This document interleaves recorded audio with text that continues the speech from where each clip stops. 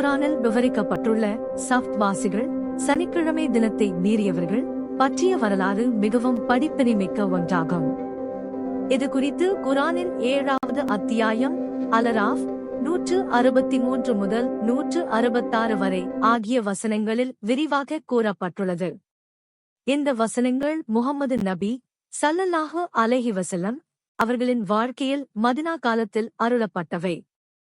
இந்த வசனங்கள் இடம்பெற்றுள்ள அலராஃப் அத்தியாயம் பொதுவாக மக்கா காலத்தின் இறுதியில் அருளப்பட்டதாக கருதப்பட்டாலும், இந்த குறிப்பிட்ட வரலாற்றுச் சம்பவங்கள் யூத மக்கள் குறித்த செய்திகள் நபியவர்கள் மதினாவுக்கு ஹிஜ்ரத் செய்த பிறகு அங்கு வாழ்ந்த யூத சமூகத்தாருடன் உரையாடும்போது அவர்களுக்கு சான்றாக முன்வைக்கப்பட்டன. மதினாவில் வாழ்ந்த யூதர்கள் தங்களை இறைவனுக்கு மிகவும் நெருக்கமானவர்களாகவும் சட்டங்களை கடைப்பிடிப்பவர்களாகவும் கூறிக்கொண்டனர்.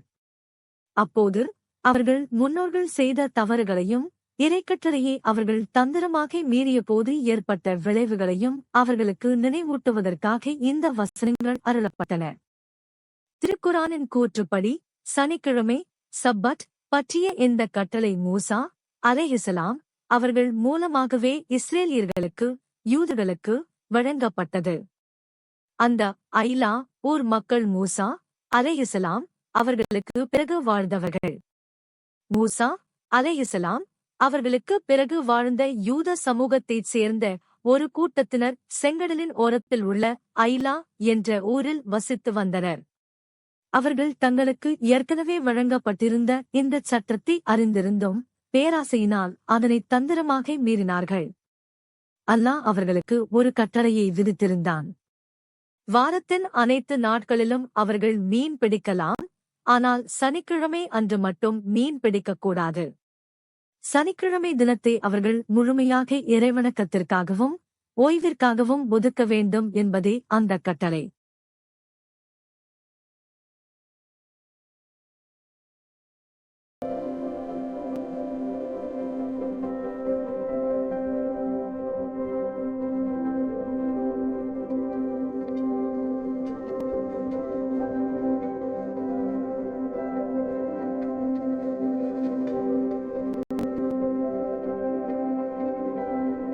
முற்காலத்தில் கடற்கரையோரம் வசித்த ஓர் யூத சமூகத்திற்கு ஐலா என்ற ஊர் சனிக்கிழமையன்று இறைவனை வணங்குவதற்காக ஒதுக்கிவிட வேண்டும் என்றும் அன்று மீன் பிடித்தல் போன்ற உலக காரியங்களில் ஈடுபடக்கூடாது என்றும் கட்டளையிடப்பட்டிருந்தது. அவர்களைச் சோதிப்பதற்காக இறைவன் ஒரு விசித்திரமான சூழலை உருவாக்கினான். வாரத்தின் மற்ற நாட்களில் மீன்கள் கடலில் குறைவாகவே இருக்கும். ஆனால் மீன் பிடிக்க தடை விதிக்கப்பட்ட சனிக்கிழமைகளில் மட்டும் மீன்கள் கூட்டம் கூட்டமாக நீரின் மேற்பரப்பிற்கு வரும். واسألهم عن القرية التي كانت حاضرة البحر إذ يعدون في السبت إذ تأتيهم حيتانهم يوم سبتهم شرعا ويوم لا يسبتون لا تأتيهم كذلك نبلوهم بما كانوا يفسقون.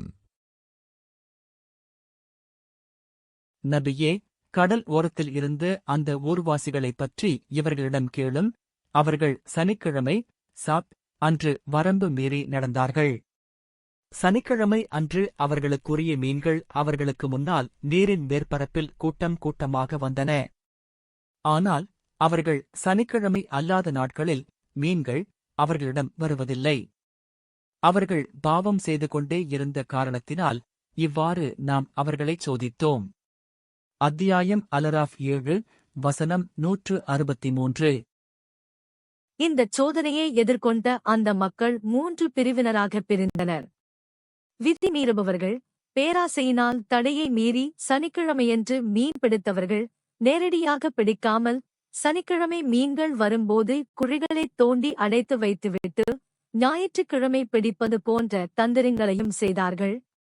உபதேசம் செய்பவர்கள், தடையை மீறுபவர்களிடம் இறைவனின் தண்டனைக்கு அஞ்சுங்கள், தவறு செய்யாதீர்கள் என்று அறிவுரை வழங்கிய நல்லவர்கள். மௌனமாக இருந்தவர்கள், தாங்களும் தவறு செய்யவில்லை, தவறு செய்வதை தடுக்கவும் முன்வராதவர்கள். இவர்கள் அறிவுரை வழங்கியவர்களிடம், அழியப்போகும் கூட்டத்திற்கு ஏன் வீணாக அறிவுரை கூறுகிறீர்கள் என்று கேட்டனர். وإذ قالت أمة منهم لم تعظون قوما لله مهلكهم أو معذبهم عذابا شديدا قالوا معذرة إلى ربكم ولعلهم يتقون.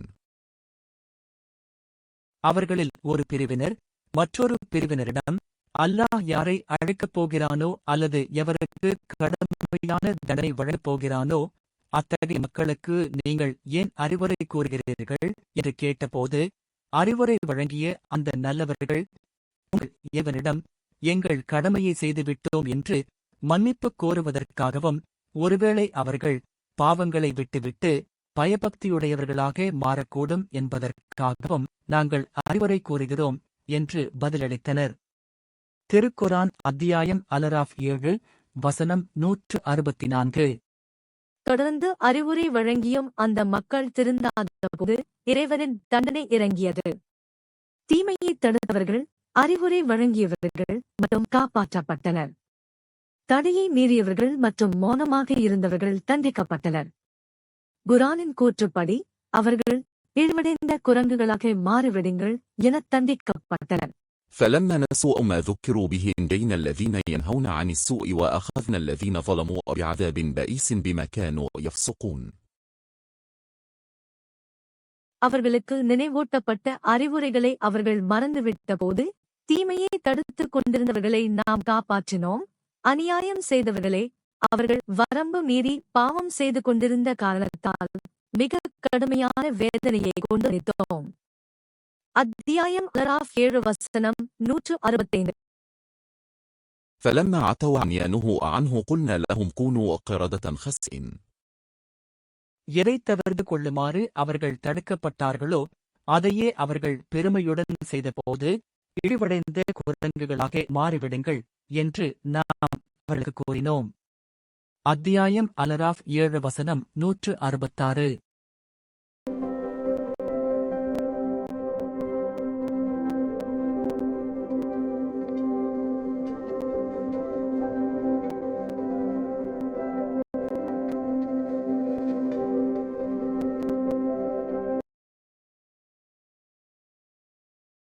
இந்தச் சம்பவத்தின் மூலம் கிடைக்கும் பாடங்கள்: கீழ்ப்படிதல்.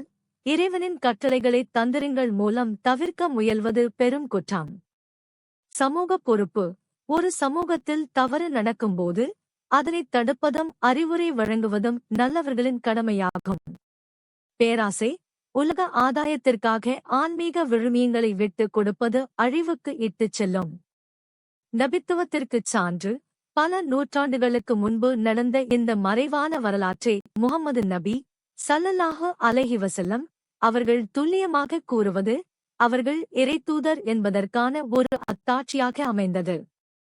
சுருக்கமாகச் சொன்னால், மதினாவில் இருந்த யூத சமூகத்தினர் இறைவனின் வசனங்களை அலட்சியப்படுத்திய போது அவர்களுக்கு எச்சரிக்கை விடுக்கவும் வரலாற்று பாடத்தை கற்பிக்கவும் இந்த வார்த்தைகள் அருளப்பட்டன.